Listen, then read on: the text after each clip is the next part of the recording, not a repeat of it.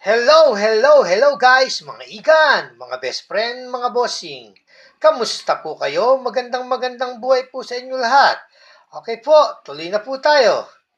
Ito po ay natutungkol sa 10 piso Apolinario Mabini Andres Bonifacio 2002. Yan.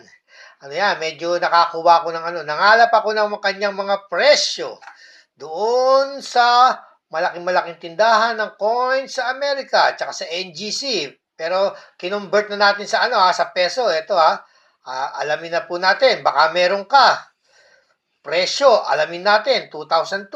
10 piso. Yan, okay Ito. Ito ang kanyang mga presyo para medyo mapabilis tayo para sa isang short videos. Ayan po, 2002. 10 piso. Ayan. PRAG. Yan. Ibig sabihin ng PRAG poor about good. Yan. Poor about good kasi pababa Mukha, yan good, very good, fine. Pero kinuha ko lang yung merong presyo. Yan. Ito sa BF, except, BF, very fine, extremely fine. Sa 60, sa 63, sa 65. Yan. Yan ang kanyang may mga presyo siya dyan. Ito ang kanyang presyo sa BF. Ayan. 28.86. Very fine, no? Extremely fine. 38.48. Mura, no? Ito naman sa 60. 48.11.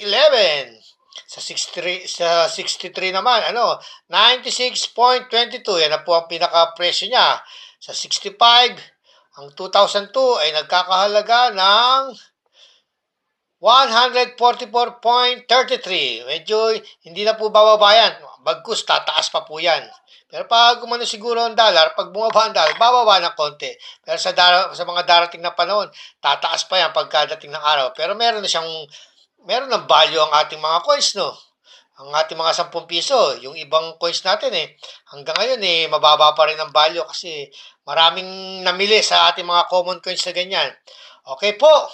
Hanggang sa muli, lagi po nating tatandaan, ang mga barya ay bahagi ng kasaysayan at tayo po ay bahagi ng kasaysayan ng Pilipinas.